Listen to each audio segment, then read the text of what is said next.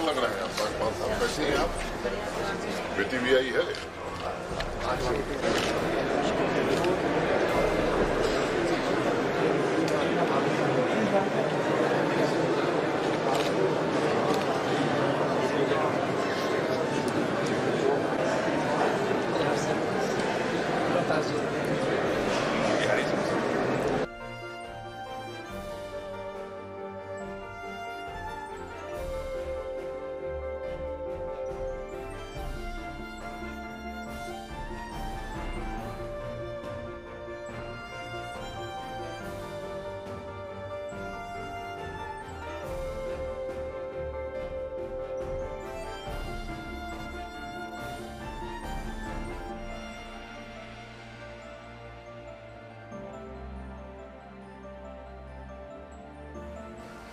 सबसे पहले मैं आप सभी को नवरात्रि के पावन पर्व या मैं कहूं कि महापर्व की हार्दिक शुभकामनाएं देता हूं। मां वैष्णो देवी से प्रार्थना करता हूं कि आप सबके जीवन में शक्ति, स्वास्थ्य और समृद्धि निरंतर बढ़ती रहे। हमारे यहाँ एक महत्वपूर्ण बात कही जाती है कि रामायण मनुष्य को जीना सिखाती है, क्या करना है नहीं। रामायण आपको बताती है कि जीवन में क्या करना है, महाभारत बताती है कि क्या नहीं करना है, और श्रीमद् भागवत गीता जीवन श्रेष्ठ तरीके से कैसे जीना है ये हमें निर्देशित करती है। मैं अपने सीओ रमेश कुमार को भी हृदय से बधाई देना चाहता हूं। अभी 29 मार्च को ही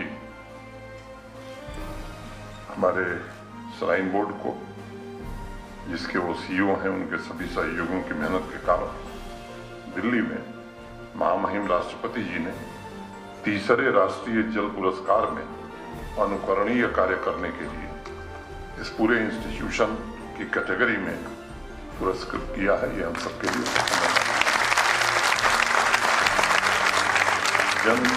जल संरक्षण अभियान प्रदूषण को कम करने तथा स्वच्छता को सुनिश्चित करने का जिस प्रकार प्रभावी कदम श्राइन बोर्ड ने उठाया है, उससे जम्मू कश्मीर के अन्य इंस्टीट्यूशंस को भी, अन्य संस्थाओं को भी प्रेरणा मिलेगी और पर्यावरण को लेकर के व्यक्ति में बदलाव के संकल्प को हम पूरा कर सकेंगे। मित्रों, नवरात्रि के 9 दिन में वैदिक जीवन पद्धति की तरफ चलने का हम सबका आग्रह रहता है। पिछले अनेक वर्षों से विकसित राष्ट्र भी खुले मन से इसकी महत्ता को स्वीकार करते हैं। हमारे पूर्वजों की सबसे बड़ी धरोहर चिंतन की सर्वोत्तम निधियों को इसी से मान्यता मिलती है।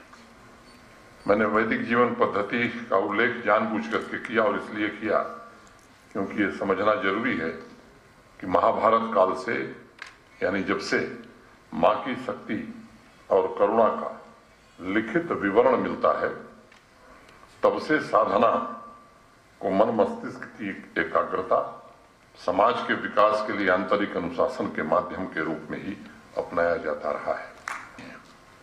पिछले वर्षों में जम्मू कश्मीर में तरक्की के नए कीर्तिमान बन रहे हैं।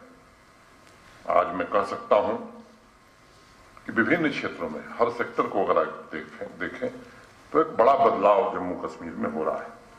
मैं उस विषय में आगे नहीं बढ़ना चाहता हूं, किसी दूसरे अवसर पर उसकी चर्चा करूंगा।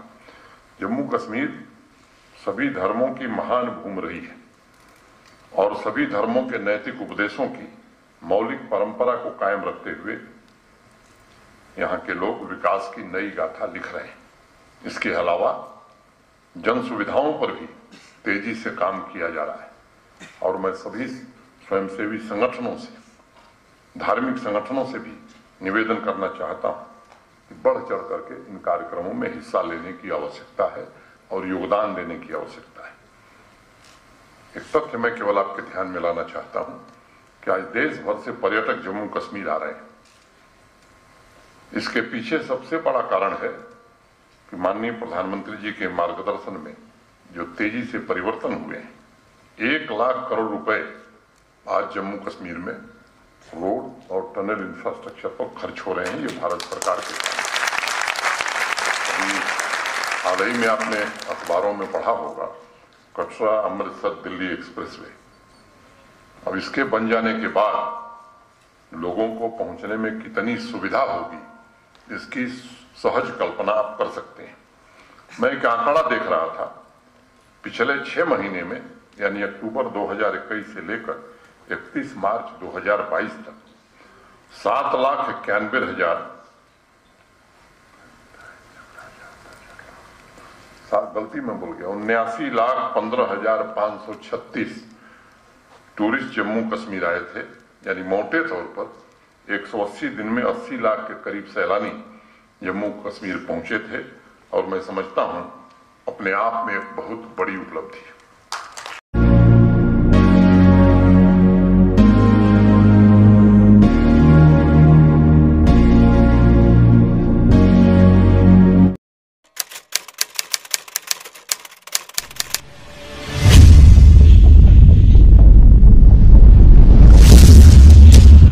We tell stories that are rare, stories where we become your voice.